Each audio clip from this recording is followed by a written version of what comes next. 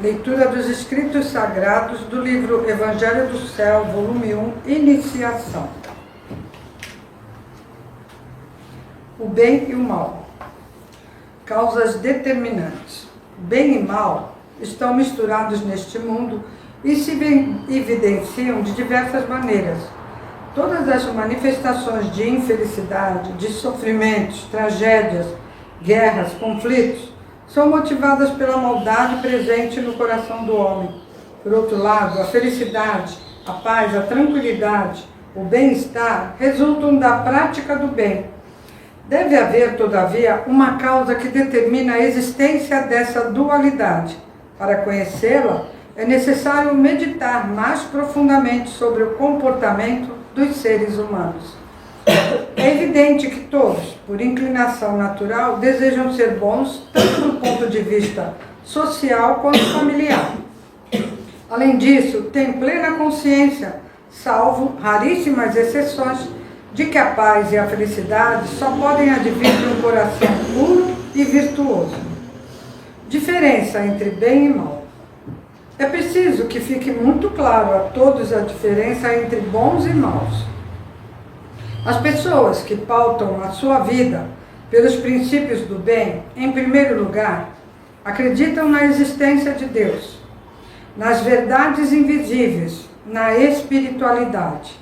Seus pensamentos emanam amor, misericórdia e desejo de justiça social. E, num sentido mais amplo, expressam um profundo sentimento de dedicação a toda a humanidade e tudo fazem para que os homens se aproximem mais e mais de Deus.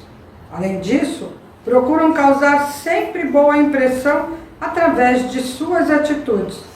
Agem com bondade, são fiéis e devotados ao trabalho. Também vivem a profundeza da fé, reverenciam a Deus em atitude de imensa e constante gratidão e não medem esforços para submeter-se aos desígnios divinos. De outra parte, os homens maus admitem apenas a matéria, são ateus, relegam o invisível, só se comprazem na prática da maldade e visam, através dela, a satisfazer seus próprios interesses. Agem como se a razão estivesse com os que detêm o poder a qualquer custo. Desse modo, provocam incontáveis conflitos, assemelhando-se aos antigos heróis que destruíam o outro para conquistar a glória. Além do mais, estão sempre alimentando desejos de honraria sem fim. E pensando que vão atingir esse objetivo, vivem na ilusão da prosperidade, achando-se constantemente vitoriosos.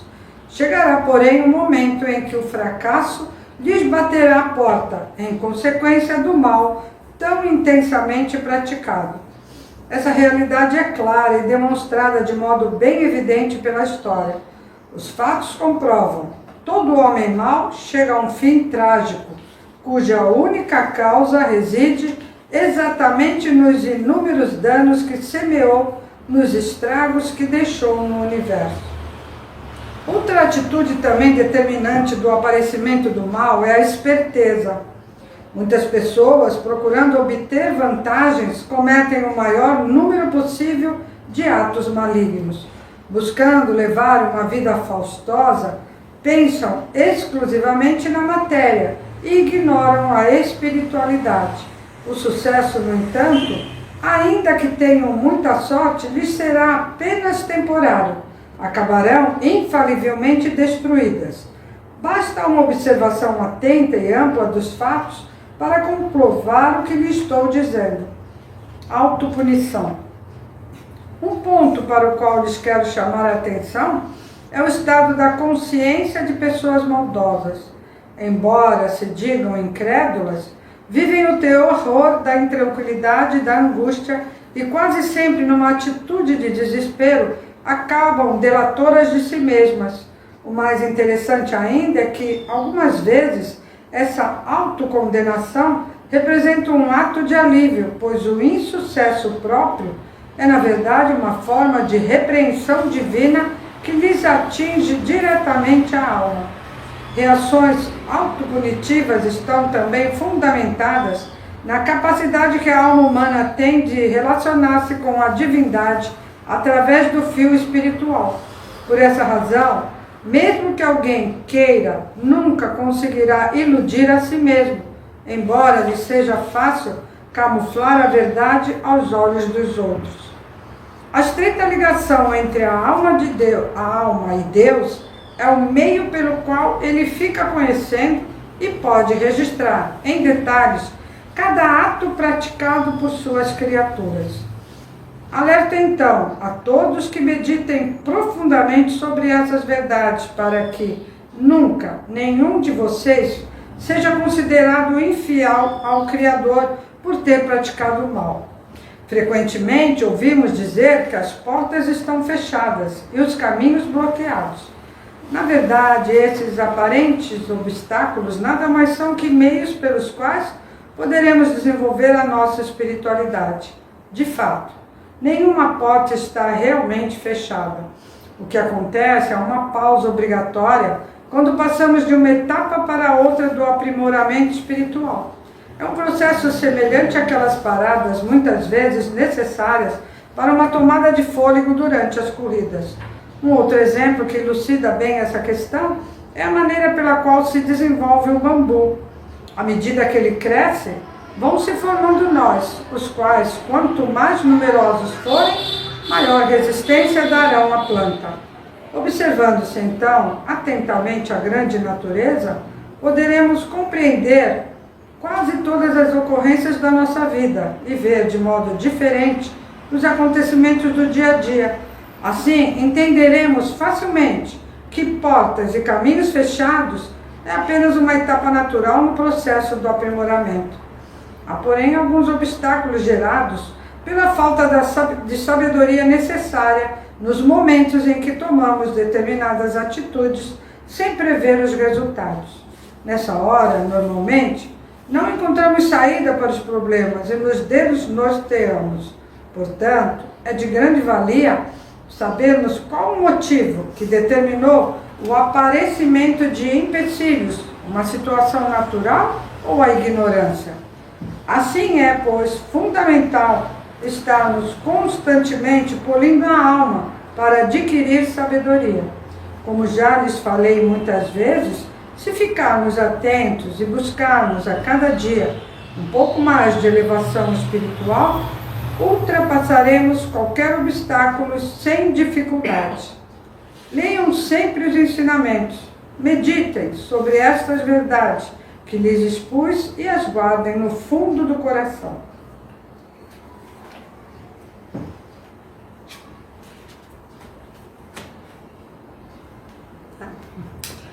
Sempre lembrando, né? Boa noite. Leitura do ensinamento, a importância que tem. Porque se a gente não lê, a gente não sabe. Né? É onde quem tem a verdade absoluta é só Deus. E aqui Meixo Sama deixou tudo. Foi revelado para ele, né?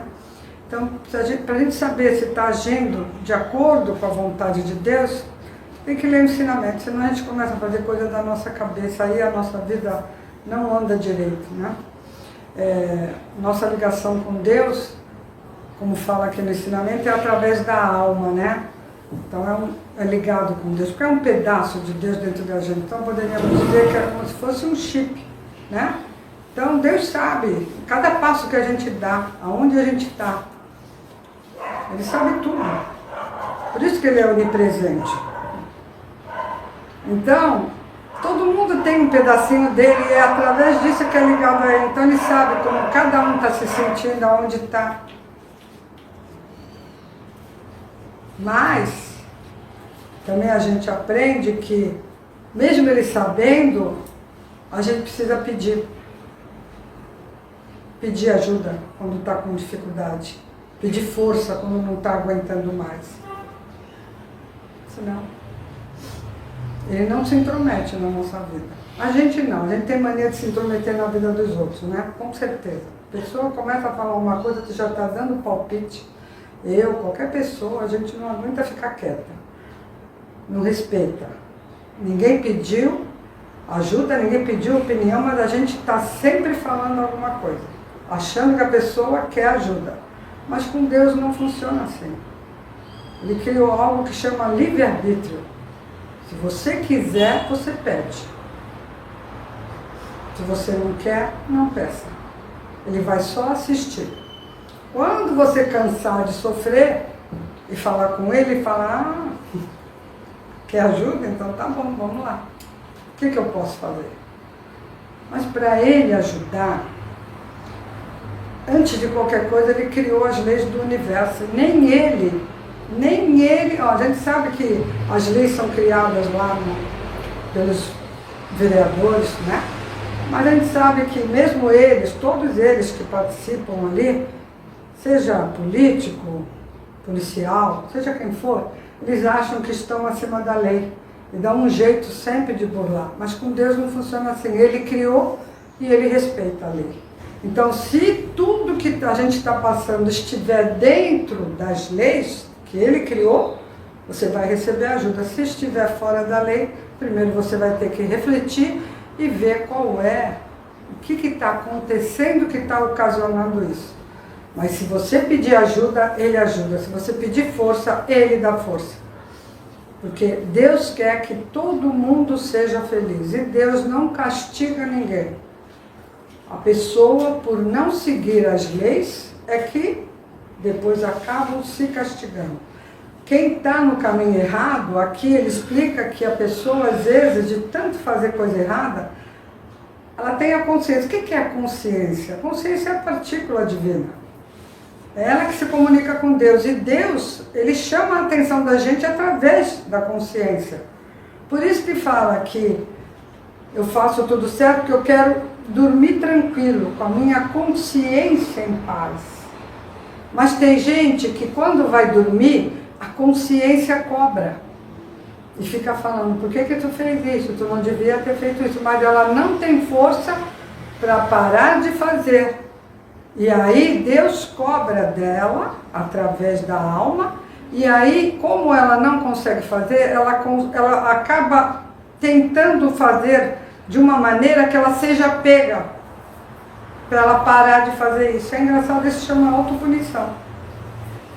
Quando ela é pega fazendo coisa errada, é como se fosse um alívio para ela, porque ela não consegue parar. Mas no fundo ela ainda quer, porque ela tem a consciência ainda. Mas já tem pessoas que não têm mais consciência. Quer dizer, não tem alma? Não, ela tem alma. Mas de tanto praticar o mal, criou uma nuvem espessa na alma, como o sol. O sol é a nossa alma, né? Um pedaço do sol. Ele está lá. Mas se vier uma nuvem negra, o que acontece? O tempo escurece, não é? É assim com a gente. Se criar uma nuvem negra na frente da nossa alma, ela para de resplandecer. Aí é onde as pessoas perdem a consciência, já não tem mais consciência, ela dorme tranquila, praticando maldades, acorda tranquila e continua praticando maldades. Mas mesmo assim ela vai ter um tempo, ela vai ter a chance, Deus dá a chance, mas vai ter um momento que não vai ter mais. E aí vai ter que responder pelos atos. Tá? Então é assim que acontece normalmente. Então quando a gente fala que pessoas praticaram atos animalescos, é porque realmente não foi ela que praticou, é um animal negativo que encostou nessa pessoa e fez ela fazer aquela maldade. Porque ela não tem mais consciência, a alma está nublada, apagadinha, não tem mais luminosidade no espírito, então essas entidades se aproximam e usam essa pessoa para praticar maldade. Aí chega num momento que não consegue mais, a pessoa não está mais lá. Ela só é um boneco utilizado pelo mal. Então, para a gente não chegar nesse nível, a gente tem que sempre estar fazendo uma autorreflexão. Fazendo a leitura do ensinamento, para saber se a nossa vida está de acordo com a vontade de Deus, recebendo de orelha, e assim a gente vai conseguir praticar atos virtuosos, ajudar as pessoas, né? Que esse, na verdade, é a nossa missão. De verdade, a gente veio aqui para fazer isso mesmo, né?